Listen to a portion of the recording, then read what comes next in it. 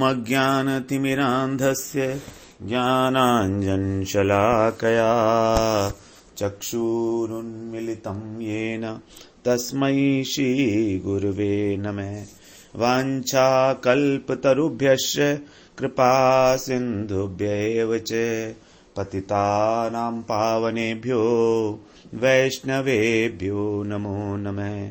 नमो महावदन्याय कृष्णप्रेमप्रदायते कृष्णाय कृष्णचैतन्य नाम्ने गौरत्विषे नमः। हे कृष्ण करुणा सिंधो दीनबंधो जगत्पते गोपेश गोपिकाकांत राधाकांत नमोस्तुते। तप्त कांचन गौरांगी राधे वृंदावनेश्वरी वृषभानुसुते देवी प्रणमामि हरिप्रिये। वृंदायै तुलसीदेव्यै प्रियायै केशवस्य च कृष्णभक्तिप्रदे देवी सत्यवत्यै नमो नमः। श्री कृष्ण चैतन्य प्रभो नित्यानंद श्री अद्वैत गदाधर शिवसदि गौरभक्तवृंद। हरे कृष्ण कृष्ण कृष्ण हरे हरे, हरे राम राम राम हरे हरे। हरे कृष्णा। सर्वप्रथम मैं अपने गुरुपाद पद्म ओम विष्णुपाद अष्टोत्तर शत श्री श्रीमद् भक्ति वेदांत माधव गोस्वामी महाराज के चरण कमलों में अनंत कोटि दंडवत प्रणाम ज्ञापन करता हूं। हम लोग श्रीमद् भगवद गीता के 5वें अध्याय का श्रवण कर रहे हैं। उसमें हमारा 7वां श्लोक चल रहा था। उसमें भगवान बता रहे हैं योग युक्तो विशुद्धात्मा विजितात्मा जितेन्द्रिय सर्वभूतात्म भूतात्मा कुर्वन्नपि न लिप्यते। इस श्लोक में भगवान ने कर्म योगी के लक्षण बताए हैं। योग युक्तो अर्थात जो व्यक्ति कर्म योग से युक्त है, कर्म योग का पालन कर रहा है, उसमें वो कैसा है? विशुद्ध आत्मा। विशुद्ध आत्मा मतलब उसका अंतःकरण शुद्ध है। विजितात्मा, विजितात्मा का मतलब है उसने अपनी मन और बुद्धि को जीत लिया है। और जितेंद्रिय, उसने अपनी इंद्रियों को भी जीत लिया है। और फिर क्या है? सर्वभूतात्म भूतात्मा, वो सारी जितने भी प्राणी हैं उन सब आत्मा, उनकी जो भी आत्माएं हैं उन सब की आत्मा है।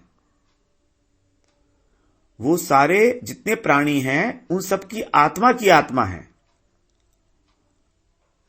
तो आत्मा की आत्मा का मतलब क्या होता है? कि वो सबका सुहृद है।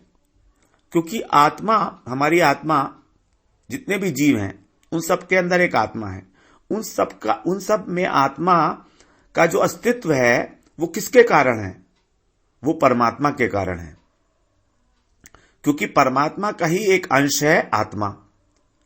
भगवान ने 15वें अध्याय में बोला है ना, ममैवांशो जीवलोके जीवभूते सनातन है, कि जितनी भी जीवात्माएं हैं ये सभी मेरा अंश है। तो इस प्रकार आत्माओं की भी आत्मा कौन हुआ? परमात्मा हुआ। तो वो व्यक्ति सर्वभूतात्म भूतात्मा, इसका मतलब यह है कि वो व्यक्ति अपने हृदय में परमात्मा को धारण करता है। परमात्मा को तो हम लोग सभी धारण करते हैं, अंतर्यामी परमात्मा। अंतर्यामी रूप से परमात्मा सभी के हृदय में स्थित है, सभी के हृदय में परमात्मा स्थित है। लेकिन जो कर्मयोगी के हृदय में परमात्मा स्थित है, वो कर्मयोगी उस परमात्मा के जो गुण हैं उन गुणों के साथ उसका एकत्व है। अर्थात जैसे परमात्मा हमारे कैसे हैं? भगवान हमारे सुहृद हैं, हमारे कल्याण के विषय में चिंता करते हैं। उसी प्रकार से जो कर्मयोगी है वो भी सभी प्राणियों का सुहृद हो जाता है। परमात्मा की विशेषता क्या है? परमात्मा की विशेषता है कि वो हमारे सुहृद हैं।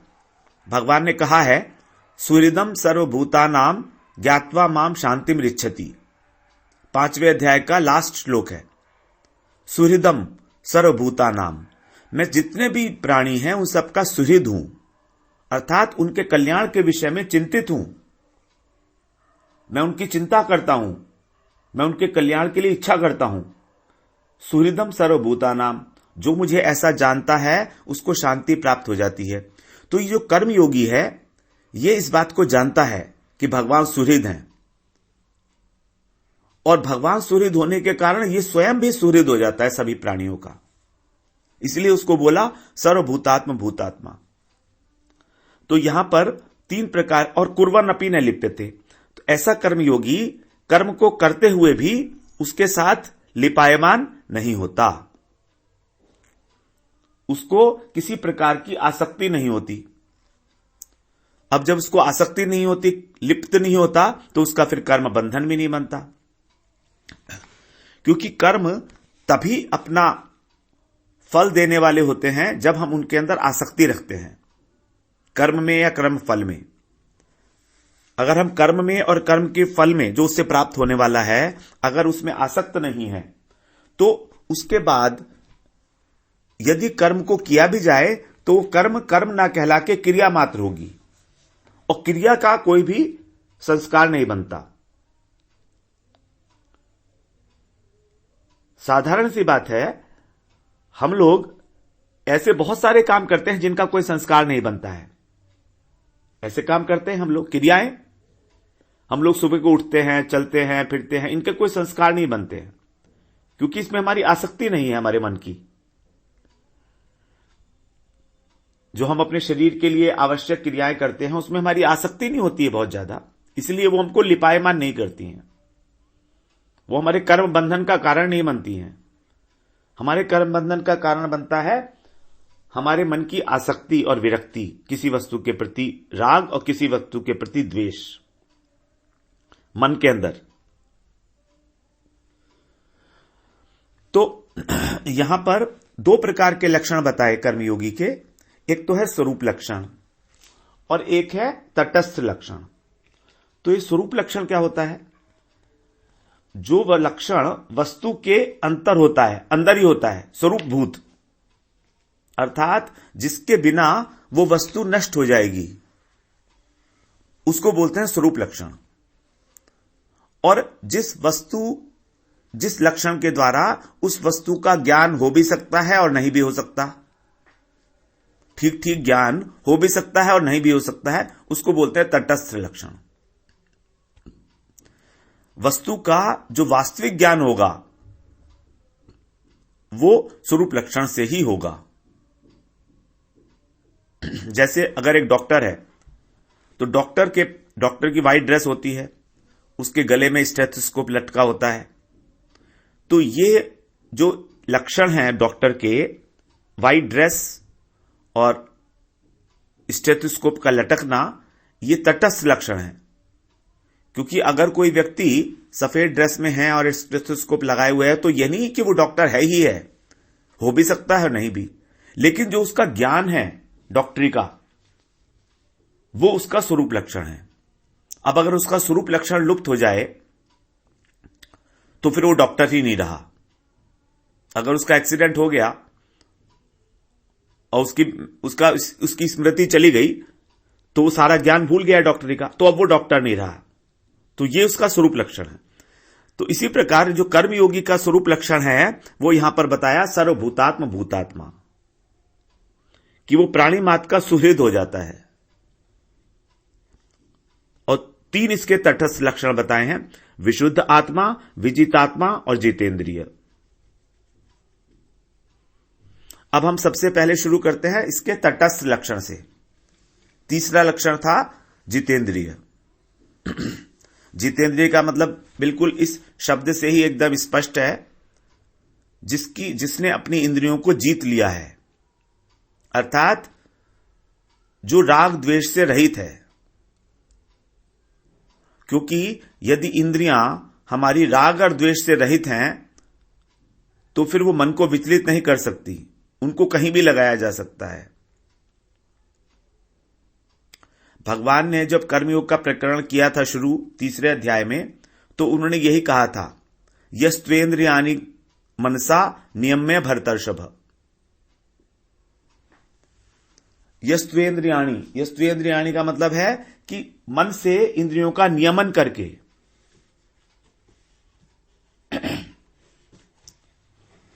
तीसरे अध्याय के 7वें श्लोक में भगवान ने यह बात बताई थी कि इंद्रियों का नियमन किया जाएगा मन से, मन के द्वारा। यस्त्वेंद्रियाणि मनसा नियम्य आरभते अर्जुन कर्मेंद्रिय कर्मयोगम असक्तः स विशिष्यते।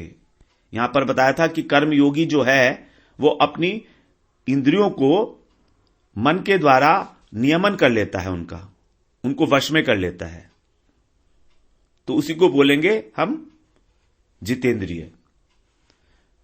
और यही बात 41वें श्लोक में भी कंक्लूड करते हुए कही थी, तस्मात् त्वम इंद्रियाणि आदौ नियम्य भरतर्षभ, कि हे भरतर्षभ, हे भरत वंशियों में श्रेष्ठ अर्जुन, तुम इंद्रियों को, इंद्रियां आदि जितने भी हैं उनको नियमन करो इनका। 41वें श्लोक में कहा था, क्योंकि इंद्रियों में विचलित होने की बहुत संभावना है, तभी इनकी उपमा दी गई घोड़े से। घोड़ा हमेशा घास के पीछे भागेगा, घोड़ा इधर उधर भागता है, हमेशा घास के पीछे नहीं भागता है घोड़ा। घोड़ा जो है उसको चंचलता के रूप में प्रतिपादित किया गया है, तो इंद्रियों की उपमा इसीलिए चंचल घोड़े से दी गई है, क्योंकि विचलित होने की संभावना अधिक है। और इन्हें वश में करके ही हम लोग, इनको वश में अगर हम करें तभी हम लोग गुरु और वैष्णव की सेवा, उनके अनुगत्य में उनकी सेवा कर सकते हैं, भगवान की सेवा कर सकते हैं। मनुस्मृति में बताया है इंद्रियों के बारे में कि जितेंद्रिय पुरुष कौन है। उसमें बता रहे हैं, श्रुत्वा स्पृष्ट्वा च दृष्ट्वा च भुक्त्वा घ्रात्वा च यो नरः न हृष्यति ग्लायति वा स विज्ञेयो जितेंद्रिय। जो पुरुष सुनकर, कोई बात सुनकर, किसी वस्तु को छूकर, किसी वस्तु को देखकर, खाकर और सूंघकर न तो प्रसन्न होता है और न खिन्न होता है, उसे जितेंद्रिय जानना चाहिए। बहुत मुश्किल है। हम लोग तो छोटा सा कुछ खाते हैं और तो प्रसन्न हो जाते हैं, या देखते हैं या छूते हैं तो प्रसन्न हो जाते हैं। तो इंद्रियों का जो जितेंद्रिय का अर्थ हुआ, यह हुआ कि वो व्यक्ति जब बोलना चाहे तो बोले, जब सुनना चाहे तो सुने, और जब ना सुनना चाहे तो ना सुने।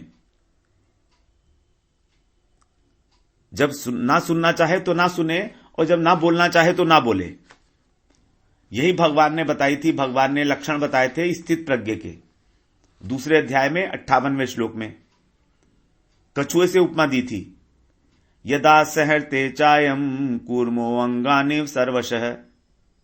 जिस प्रकार एक जो कछुआ होता है वो अपनी सारी इंद्रियों को समेट लेता है, जब उसकी इच्छा होती है तो समेट लेता है।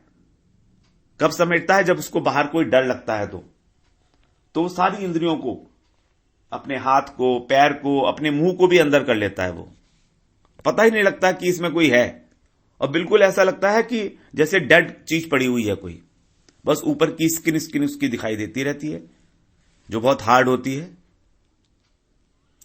तो कछुए की भांति समेट लेता है वो जितेंद्रिय पुरुष अपनी इंद्रियों को, जब चाहे तब कर सकता है वो काम। अब दूसरा लक्षण बताया है इसमें, विशुद्ध आत्मा। यह भी तटस्थ लक्षण है। इसका अर्थ है शुद्ध अंतःकरण। अंतःकरण के अंदर जो मलिनता का कारण है वो भी है कामनाएं, हमारे मन की। हम संसार की वस्तुओं को जो प्राप्त करना चाहते हैं, जो जितने हमारे अभाव है, क्योंकि क्या है ना, अभी हम अपने शरीर के साथ आइडेंटिफाइड हैं। मतलब हम लोग सोचते हैं हम शरीर हैं, तो इसलिए हमको अभाव लगता है कि हमारे पास ये भी हो और ये भी हो। तो उस हिसाब से हम लोग अनेक अनेक वस्तुओं में अपनी महत्व बुद्धि रख लेते हैं और उनको प्राप्त करने की इच्छा करते हैं कि हमको ये वस्तु मिल जाएगी तो हम सुखी हो जाएंगे। तो जब तक हमारी बुद्धि इस प्रकार के वस्तुओं के अंदर लगी हुई है, उनके संग्रह करने में और संग्रह करके उनका भोग करने में, तब तक ऐसी बुद्धि भगवान के प्रति नहीं लग सकती। हम भगवान को, परमार्थ को महत्व ना देके संसार को ही महत्व देते रहेंगे। और इंपॉर्टेंस है, सबसे इंपॉर्टेंट है हमारा उद्देश्य, क्योंकि हमारी बुद्धि हमेशा उसी दिशा में प्रयत्नशील होगी या विचार करेगी जो हमारे उद्देश्य की ओर हमको लेकर जाएगा। यदि हमारा उद्देश्य है कि हम इस संसार में ही सारे सुख भोगते रहें, तो ऐसी बुद्धि भगवान की ओर क्यों जाएगी? कोई कारण ही नहीं है, उसका उद्देश्य नहीं है। जब यदि हमारा उद्देश्य है पैसे कमाने का, तो हमारी बुद्धि वही काम करेगी जिससे हमको पैसा कमा सके। बुद्धि को कहना नहीं पड़ेगा, क्योंकि बुद्धि ने एक बार उद्देश्य निश्चित कर लिया, अब वो ऑटोमेटिकली उधर रास्ते पर चलेगी। तो इसीलिए सबसे इंपॉर्टेंट बात हो जाती है कि हमें अपने जीवन का प्रयोजन, जीवन का उद्देश्य डिसाइड कर लेना चाहिए कि हम क्या चाहते हैं इस जीवन से।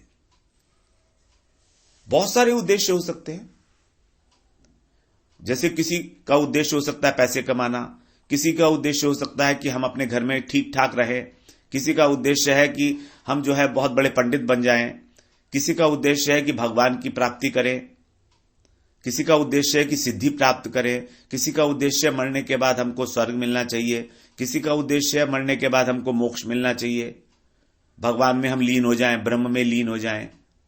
बहुत सारे उद्देश्य हैं। तो जो भी हमारा उद्देश्य होगा, हमारी बुद्धि उधर की तरफ ही विचार करती रहेगी, उसी के अनुकूल। और जो हमारा उद्देश्य डिसाइड होगा, वो हम एक बार अच्छे प्रकार से अपनी बुद्धि से ही करेंगे उसको भी डिसाइड। तो हमारा अंतःकरण अनेक अनेक बुद्धियों वाला हो जाएगा। अनेक अनेक शाखा वाली बुद्धि बताई है भगवान ने इसको। तो जब तक हमारी इच्छाएं रहेंगी, तब तक हमारे अंतःकरण में जो 3 प्रकार के दोष हम लोगों ने बात किया था, मल, विक्षेप और आवरण, ये तीनों दोष रहेंगे। मल, विक्षेप और आवरण। आवरण दोष क्या करता है? आवरण दोष हमारे जो आत्मा है उसको आवृत कर लेता है, आत्मा के स्वरूप को, कि हम भगवान के दास हैं। और विक्षेप, विक्षेपात्मिका वृत्ति माया की, ये हमको संसार में आसक्त कर देती है। और मल क्या है? राग और द्वेष, काम, क्रोध, लोभ, मोह, जितने अनर्थ हैं वो सब मल है। तो जब तक हमारे अंदर ये 3 प्रकार के दोष हैं, जो कि रिजल्ट है माया के कारण, माया की वृत्ति के कारण, तब तक वास्तविक कर्मयोगी हम नहीं कह सकते उसको।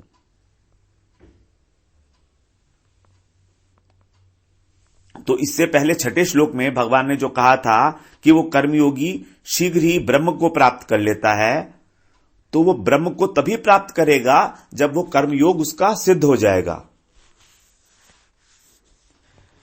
फिर तीसरा तटस्थ लक्षण बताया, विजितात्मा। यहां पर आत्मा का अर्थ हम लोग लेंगे बुद्धि अथवा मन, जिसने मन पर या बुद्धि पर विजय प्राप्त कर ली है। वो जहां चाहे मन को वहां लगा सकता है। अब वो कभी भी मनमानी, अपने मन को मनमानी नहीं करने देता, बल्कि एकनिष्ठ बुद्धि का अनुगत्य करता है। क्योंकि जब बुद्धि एकनिष्ठ हो गई है तो स्ट्रांग हो गई है वो, अब वो बलशाली होके मन को सही दिशा देगी वो। और यदि बुद्धि संशय युक्त है तो मन अपनी मनमानी करने के लिए स्वतंत्र हो जाता है। अगर बुद्धि संशय युक्त है, और भगवान ने कहा था चौथे अध्याय में, संशयात्मा विनश्यति, क्योंकि जिसकी बुद्धि में संशय है उसका मन इधर उधर भागता है, इंद्रियां भी इधर उधर भागती हैं, और उसकी इंद्रियां जो है उसको पतन के मार्ग पे ले जाती है। क्योंकि ये संशय हमारे जितने भी विचार हैं, शुभ विचार हैं, उनको नष्ट करता है। मनुष्य की सबसे बड़ी शत्रु है शंका, संशय, शंका जिसे बोलते हैं। यह हमारी हृदय में जो शांति है उसको पूरा का पूरा खत्म कर देती है। यह हम सब जानते हैं।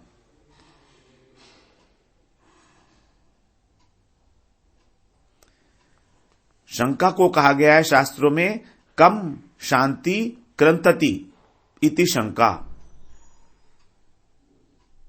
जो शांति को काट देती है, क्रंतति, वही है शंका। हमारे हृदय में जो शांति है, तो जो भी शंकालु व्यक्ति है वो पहले अपनी शांति का तो नाश करता ही है और दूसरे लोगों से भी जो मिलता है उनकी भी शांति भंग कर देता है वो। तो ऐसे अशांत पुरुष को सुख कैसे मिल सकता है?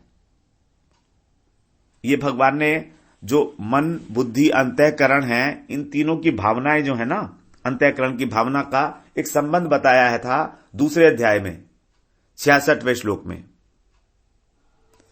वहां पर बता रहे थे भगवान, नास्ति बुद्धि अयुक्तस्य न च युक्तस्य भावना न च अभावतः शांति अशांतस्य कुतः सुखम। यहां बताया है कि न अस्ति बुद्धि अयुक्तस्य, जो मनुष्य अयुक्त है अर्थात जिसके मन और इंद्रियां वश में नहीं है, जो भोगों में आसक्त है, उस आसक्ति और कामना के कारण उसकी बुद्धि निश्चयात्मक नहीं होती, क्योंकि उसका कोई परमार्थिक उद्देश्य ही नहीं होता। वो अपने कर्तव्य को भी निश्चित नहीं कर पाता कि उसे क्या करना चाहिए। तो ऐसे व्यक्ति के हृदय में भगवान के प्रति कोई भावना नहीं होती। यहां बोल रहे हैं ना अस्ति बुद्धि अयुक्तस्य न च अयुक्तस्य भावना। जो अयुक्त पुरुष है उसकी बुद्धि भी अयुक्त है और उस अयुक्त पुरुष की कोई भी भावना नहीं होती। भावना का मतलब भगवान के प्रति कोई किसी भी प्रकार का चिंतन। वो भगवान का चिंतन कर ही नहीं पाता कभी भी। वो सोच ही नहीं पाता कि भगवान है, कोई भगवान ऐसी वस्तु है जिनसे प्रेम किया जा सकता है। उसकी कोई भावना नहीं होती उनके प्रति। न च अयुक्तस्य भावना, उसका चिंतन नहीं कर पाता भगवान का, क्योंकि जो उसका चित्त है वो क्या है, और भावना कहां पर रहती है? चित्त में हमारे भाव को धारण करने का स्थान है हमारा हृदय अर्थात चित्त, और उसका चित्त है विक्षिप्त। विक्षिप्त का मतलब इधर उधर भाग रहा है वो। तो न च अभावतः शांति। अब जिसमें कोई भावना ही नहीं है तो उसको शांति कैसे मिलेगी? न च अभावतः शांति। तो ऐसे व्यक्ति को जिसमें भावनाहीन है उसको शांति कहां से मिलेगी? और फिर बता रहे हैं अशांतस्य कुतः सुखम। अशांत पुरुष को सुख मिलने का तो प्रश्न ही नहीं है। जो अशांत है उसको ना तो इस लोक में सुख मिलेगा ना उसे परलोक में सुख मिलेगा।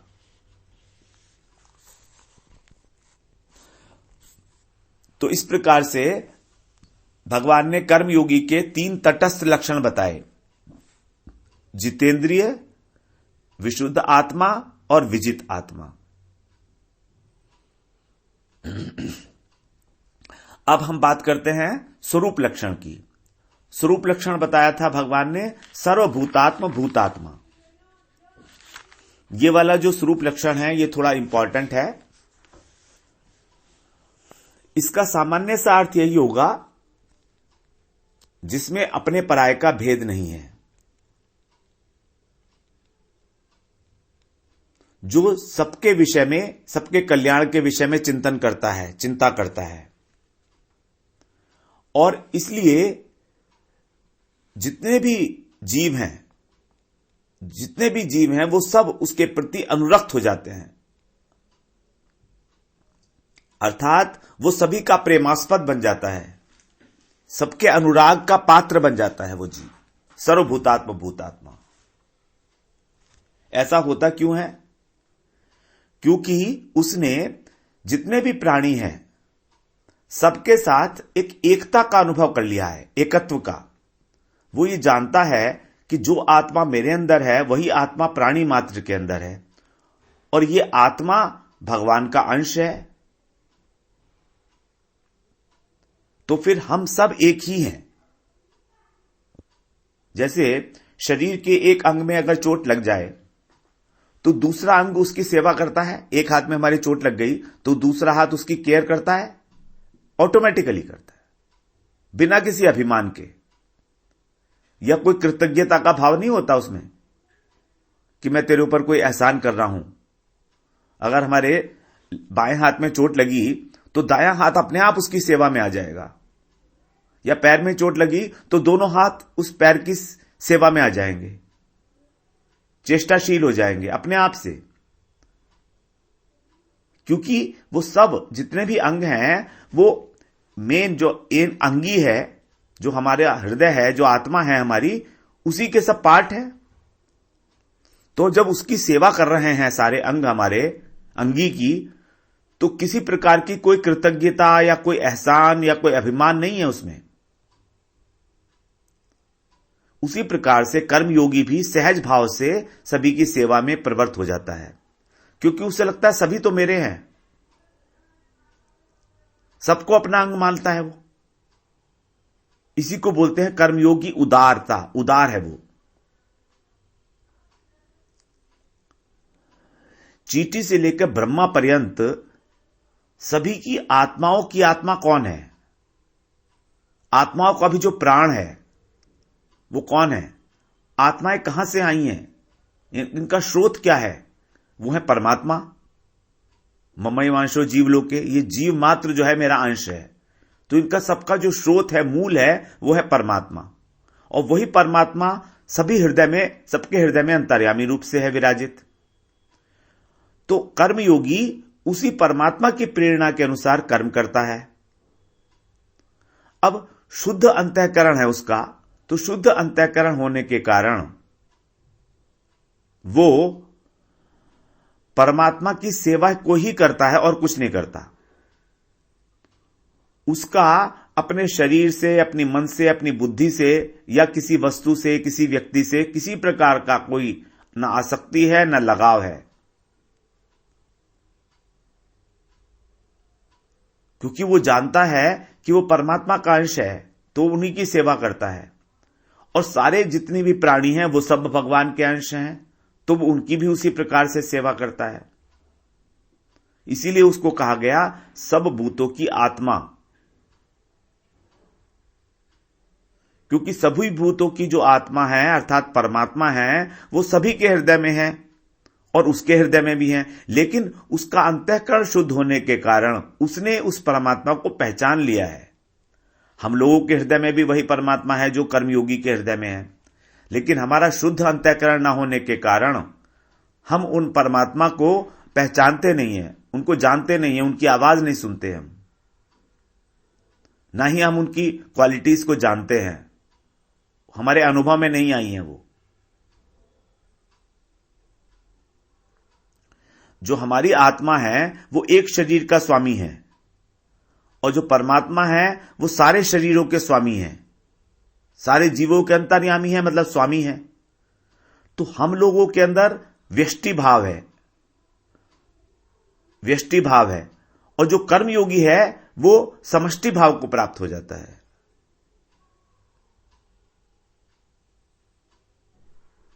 कर्मयोगी जीवन मुक्त अवस्था में ही जो उसकी व्यष्टि सत्ता है, व्यक्तिगत, उससे मुक्त हो जाता है। अर्थात जो उसकी उपाधियां हैं, स्थूल शरीर और सूक्ष्म शरीर, इनमें आसक्त नहीं रहता, केवल व्यवहार मात्र करने के लिए इनका आश्रय लेता है। इसीलिए उनको उसको बोला गया सर्वभूतात्म भूतात्मा। तो हम लोग इसी बात को थोड़ा सा और आगे श्रवण करेंगे, जिससे हमको क्लियर हो जाए। वांछा कल्पतरुभ्यश्च कृपा सिंधुभ्यैव च पतितानां पावनेभ्यो वैष्णवेभ्यो नमो नमः।